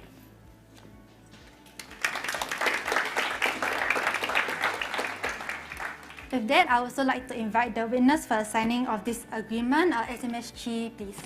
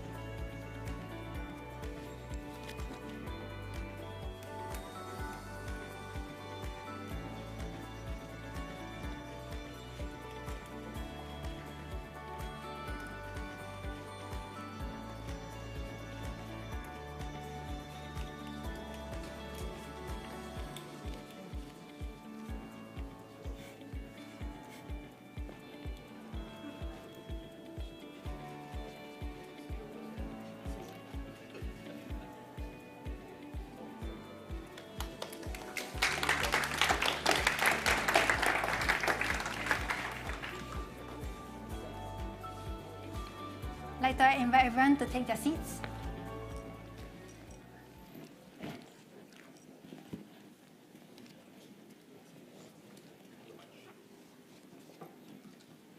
Now that we have shared what future editions of SmartPod Challenge could look like, let's take a look at this year's SmartPod Challenge and the journey that the startups have undergone.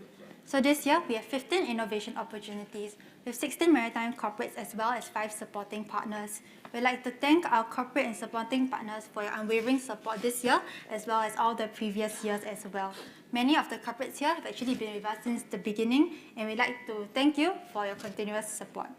For corporate partners who are not connected to us yet, if you would like to be connected and start on this SPC journey, do reach out to us. So the annual SmartPod Challenge begins in January with the Maritime Leadership Roundtable for over 35 senior leaders in the maritime sector. These leaders represented companies from across the value chain, including shipping, port, maritime services, as well as industry associations, and have identified innovation priorities in areas of decarbonization, digitalization, manpower, as well as supply chain resilience. These then form the foundation for the Maritime Innovation Workshop, which was held in February, where close to 60 representatives from the industry engaged in design thinking, as well as articulation of business challenges over 2 half-day sessions. The collective group drew out 42 raw statements, which were then trimmed down and finalized to the 15 innovation opportunities that we have today. SmartPod Challenge was also officially launched in May at the Singapore Maritime Gallery, and following that, we had a series of roadshows and Ask Me Anything sessions in June and July, together with innovation co-creators. So this was a platform for startups to meet the corporates, for corporates to meet the startups, and to better understand the innovation opportunities that have been put forth.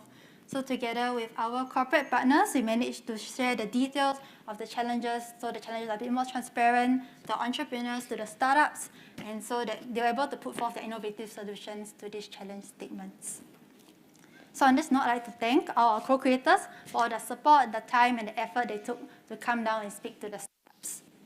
So following that, our evaluation panel, as shared by Brian earlier, reviewed nearly 150 completed submissions, and they narrowed it down to the 17 startups who went through Peers Anyone Accelerate. You also get the chance to speak to them later after this segment is completed.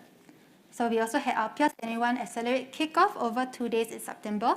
So we had guest speakers from PSA, from Wilhelmsen, and from Tone Group, as well as SmartPod Challenge alumni to share on areas such as the future of the port, how startups can better collaborate with the industry, and understanding the key stakeholders in the maritime industry. This was particularly important as not all the entrepreneurs were in the maritime industry yet, as you have seen from the pictures earlier today. So on the second day, the teams embarked on group discussions around value and assumption mapping, customer discovery, and experimentation. We also had weekly masterclass sessions on several topics, which included intellectual property, product features, and pitching. So during these weekly sessions, our mentors joined as well and contributed to the lively discussions. I'll also take this chance to thank our mentors who have joined us in person, and those who are actually online. They actually woke up at 2 a.m., 3 a.m. to join in our discussions, so thank you so much for that. So to further provide opportunities for startups to interact with maritime stakeholders, we also organize networking sessions with corporates, with VCs, with the co-creators, so that startups can reach out to more people in the maritime sector to validate their solution, to understand a little bit more industry, especially for those who are coming and trying out the solution in the maritime industry for the very first time. So these sessions actually have led to letters of intent between the startups and corporates. During the program, the startups also had the opportunity to have some sessions with domain virtuosos, which gave them a deeper understanding on specific topics that they would prefer to have. So this year, we are glad to have Mr. Kenneth Lim, Assistant Chief Executive from MPA, share about Maritime Singapore, as well as the future trends that the maritime industry is heading towards. As well as Mr. Punit Oza, Chief Executive Officer from Wisbelt, who shared his personal experience on enabling digital transformation with insights from a corporate's perspective, and also his advice on capitalizing on digital industry trends. So with the relaxation of COVID-19 measures, we could finally visit more places in Singapore to give our startups a better understanding of what facilities are available in Singapore. So we took some of them to the PSA Innovation Center to learn more about its fully automated transport. which will have a handling capacity of 65 million TEUs when fully operational, which is almost double what the volume that is handled by Singapore today, in 2021, apologies. The interactive showcase at PSA Innovation Center also allowed us to see the efforts PSA is putting in to transform the global supply chain as well as to decarbonize maritime. Furthermore, we also took our startups to TCOMS, which stands for Technology Center for Offshore and Marine. So TCOMS is actually an R&D center located just down the street in NUS, and is dedicated as a dedicated R&D center to maritime and offshore as well as maritime sectors, and integrates research as well as industry expertise to co-develop innovative future ocean systems. So these visits also seek to show startups and to let them experiment and see what kind of test bedding solutions are available in Singapore. So we also managed to see the ocean basin that's located to TCOMS, which has an effective test depth of up to 60 meters. So after many weeks of market validation, of masterclasses, of mentorship, of pitch clinics, and engagement with our stakeholders, our SPC 2022 finalists pitched behind closed doors on Tuesday, and the semi-finals judges actually had a tough time coming up with top 8, and that's why we're actually hearing from top 9 today. Yeah, so we'd like to take this opportunity to thank our semi-final judges for taking the time to be on the judging panel, and your feedback and pointers for based on experience in the maritime industry. So on this year's semi-final judging panel, we have 8 semi-final judges, and they are Mr. Obi Lok, our Chief Executive Officer from Singapore Logistics Association, Ms. Heng Li Lang, Senior Director for Temasek Foundation, Mr. Weng Keong, Associate Director at NUS Enterprise, Mr. Desmond Tay, Deputy Director at MPA, Mr. Tarun Mehrotra, Chief Strategy Officer at Right Strip, Mr. Thomas Ting, Chief Technology Officer at Maritime and Port Authority of Singapore, and Mr. Koh Yong Ping, Chief Executive at Bureau Veritas Marine and Offshore, and last but definitely not least, Mr. T.S. Teo, Managing Director for PIL Logistics. Actually, I went through that a lot faster than I thought, and the judges are actually not back yet. So actually, I would like to invite Ning on stage to share her experiences since she has been with us since PS 21 started in 2018. So let's welcome Ning onto stage. Thank you so much, Jeline. I guess this is our filler, so we just need to wait a few more minutes for our judges to come back. It's a very intense competition. It wasn't easy for the semi-final judges as well. But I just have a few asks since we have live stream broadcasts to many of our partners all around the world. There are a few things. So for the maritime corporates, if you would like to join us for our Smart Port Challenge next year to put forth innovation opportunities for your organizations that you deem fit, you would like to look for solutions in the form of startups or associations in the maritime industry that would like to join us as well, welcome you. We would be starting to send out invitations for you to join us probably after Chinese New Year, so that's about February. And we will begin to hold our innovation workshops with maritime corporates to craft the innovation challenges for next year. And so that's for the maritime corporates, innovation challenges. And if you would like to explore POC opportunities with our startups this year, please head over to the showcase area after the pitch. Speak to all 17 teams that we have this year. Although one of them is unable to be here, but then he's joining online via Zoom, so you'll be able to find him on the laptop screen later on. What else do I have to say? All right, for startups, we are constantly looking for new technologies and innovations to help address the challenges in the maritime industry.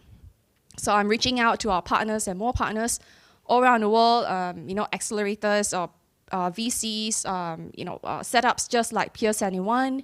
If you have startups to put through these challenges, we welcome you. And one more thing I'd like to announce is that we also have a new program running, coming out very, very soon. It's got Pearson Ascend. So for startups that are slightly more mature and are looking to scale, so that's a new program that will be catered for this group of special startups.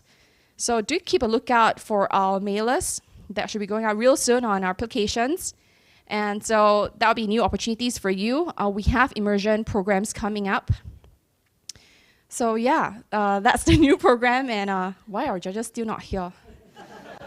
Can someone ping them? Asking them to, hurry up by doing fillers already. Okay lah. No, I'll just share a little bit more about this year's cohort. We have 17 of them, right? So I sat in one of the judging panel for semifinals. So I'll just share a few that I could remember, and you can probably reach out to them if you're interested in their technologies. So we have Avatics Global. They are a drones company, but then they also do, they have a solution with scanning capabilities, right, to actually help, I would say calculate, not really calculate, but then they can determine the volume of dry bulk by just scanning. So that's something that's really interesting. So you can look out for Avatics. OM88, there is power charging buoys. So that's another cool idea. So perhaps that would change the landscape of our ocean, our ports in the future. So that's OM88 for you to speak to. Jelly, do you remember anyone from your panel? I think I'm losing, okay, no, I'm not losing voice. Panel have already presented here. That's not fair. Half of it presented, there's the other half. What about maybe let's invite our program partners to share their experiences in the past, for the past 6 weeks, and some comments on their growth and any opportunities they would like to help shout out on behalf of the teams. Randall, please. That's our third feeler. No? Okay, well, Randall was the instructor for our PS7 Accelerate program. So he helped to helm the master classes. So maybe, Julian, we shared some of the content that we went through. Some of the content. So pitching clinics were definitely very, very useful to startups. I believe for most of them, they've actually shared with me that it's their first time pitching. So actually, I would think they did a really good job today. So I'd like to give everyone a round of applause. And also a round of applause to Jelena. This is her first time hosting SmartPod Challenge Grand Final. In the past, I used to do this together with my sidekick and wingman, Jessica, but then she's not here today. So, round of applause to Jeline. So, try to be a little bit more encouraging to her. Yeah, so any questions for us, actually? We have corporates here, we have startups here. If you have any questions you want to ask about any of our programs, feel free to. And we also have a home. Pier 71 is a program, but we also have a home at Block 71. At 1 North the Launchpad. So do feel free to come by. We have a lot more startups over there. Some of them actually are not from SmartPod Challenge or any of the formal programs, but then we do receive startups who intend to land in Singapore to do maybe a short exploration, to see whether or not Singapore market is for you. Maybe you want to try and get connected to the local industry players. We have the connections, we have the space, we have, importantly, the community. So I see some of them here today. So it's not just for local startups, but it's also for overseas ones. We continue to receive applications and requests for startups to come here and land. So there's that. You can be sure that you'll be connected to the corporates, the investors if you're looking to fundraise, as well as IHLs, Institutes of Higher Learning, very important because NUS, NTU, SUTD, we have a lot of centers of excellence where you can speak to the experts for any particular technologies or application areas that you're looking at and things like that. So that is the Pier 71 Landing Pad program. It is sponsored and we welcome you to join us. You can fill in an application form that can be found on our website, and that is www.pier71.sg. And for latest information and you don't want to miss out anything, get connected with us on LinkedIn. We're most active there. We have a company page as well. So yeah. Yes, thank you. Here you go. Yeah, sorry. I think Pier 71 started as a SmartPod challenge, but it has evolved and it has gathered momentum. It's not really just not really port. It has talk about alternative fuels. So I'm just wondering if you want to be visible and you want to attract more startups, do you need to change? Just wondering. Thank you very much, Caroline, for that comment. SmartPort Challenge is actually a name that we inherited because it started in 2017 or even earlier than that, before Peer79 was born in 2018.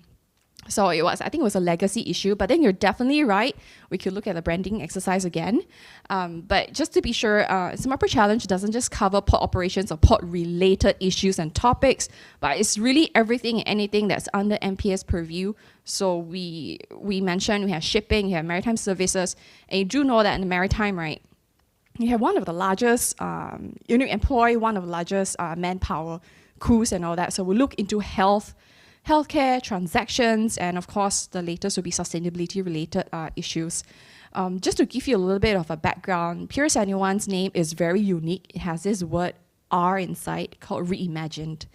So when we first started in 2018, there wasn't really a lot of maritime-related, or rather, startups with maritime origin. So we were very inspired. We said that we'll go out and speak to entrepreneurs and invite them. So long as you have a piece of technology that can be reimagined for the maritime industry, we're interested in you. So hence, just a little bit of a name about the Peer71, origins and genesis. So up to today, we still hold true to that value. So I always say that, every year when I look at the SmartPort Challenge applications, the ones in the open category are always most interesting. And actually, most of them come through to the final as well. So that's SmartPort Challenge. It's true that it's actually not just limited to port, but a lot more areas that MPA looks after. I see the door opening. Yes, we have our judges back. Yay, thank you so much. While they slowly make their way here, we'd like to encourage them to faster, please. I don't think they're aware that I'm actually painstakingly waiting for them. But just bear with us for a few moments. It's not easy to judge it, really. Yeah. The deliberation for semi-final took us an hour and 8 people. It was a huge debate among ourselves as well. Do you have the results, judges?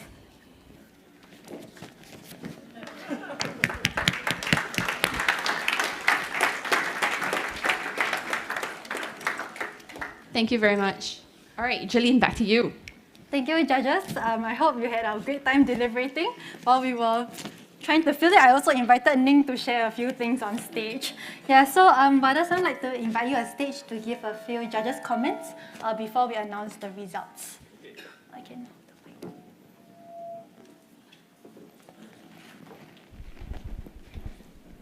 Thank you very much. It was very tough evaluation with our fellow judges, but I hope you agree on the result of this prize. But as earlier mentioned, that this prize is not about, just kind of last cosmetic on the entire journey of this PR71. So don't worry, if you not choose, you will be all a winner today. Thank you so much, Wada-san, for comment. I'd like to invite you to remain on stage as well. So before we announce the winners, I would like to invite SMS Chi on stage to give out the trophies, and Professor Chi Yao Ming, Vice Provost from NUS, to hand out the mock checks, please. Okay, Wada-san, we can announce the second runner-up. Drum roll, please. Okay, so second runner-up is, of course, maritime industry. Safety is very priority, and we think seriously on that. And Sidronics.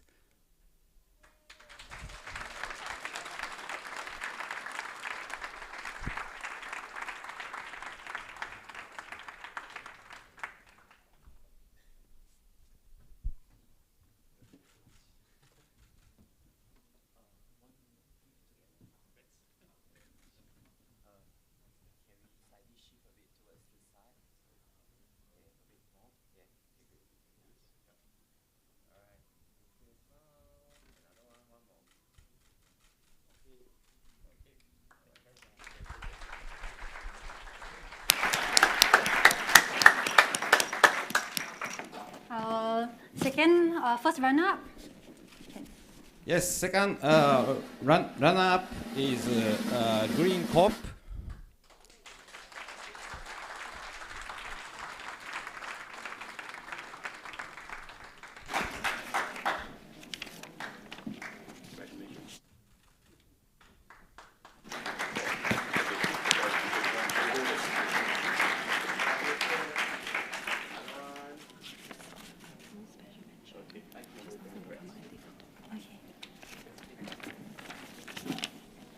Okay, and for the moment we have been waiting for, Wada-san, please share with us the grand winner for Smartphone Challenge. Yeah.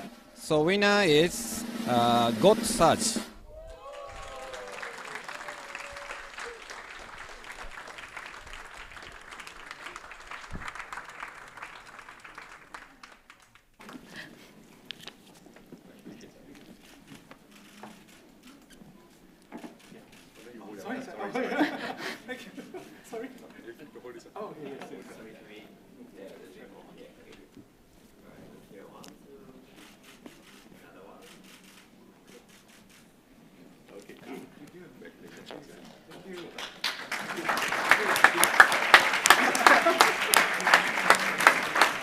I'd like to invite SMS Chief Prof. Chi to remain on stage because we actually have 2 special mentions this year. So Wada-san, would you like to share our first special mention?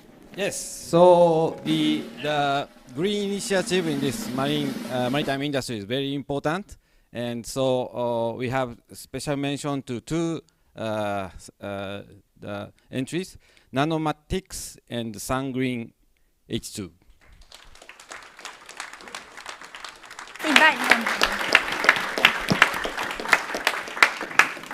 Tulika can take a photo first, followed by Andre. Yeah, you can let her take a photo first, then you can have your individual photo.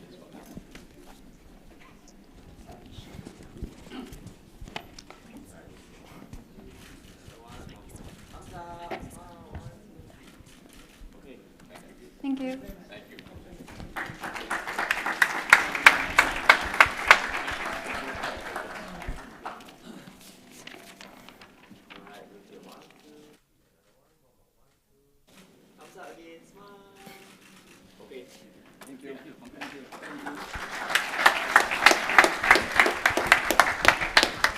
I would still like you to remain on stage for photo taking. So in addition, I would like to invite Mr. Nyam Chang Ming, Chairman for MPA, Mr. Teo Eng Lee, Chief Executive MPA, and Ms. Caroline Yang, President for SSA.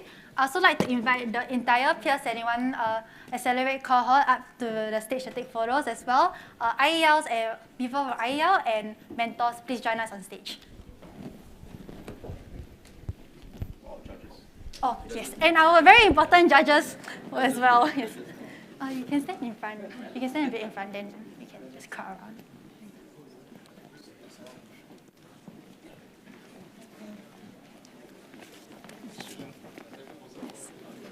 Shall we go closer? Closer? Can we have people to take... Stand in this photo? The younger one. Yeah, if not, if you are hide behind, we cannot really see you. So it's good that we can have some...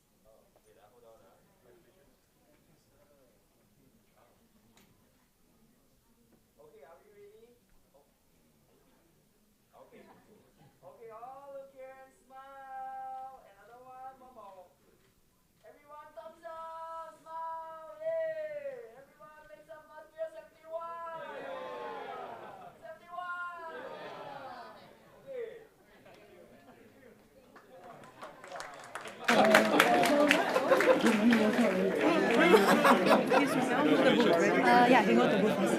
Thanks, Jolene. Great job. Very impressed. Thanks. My mic not on.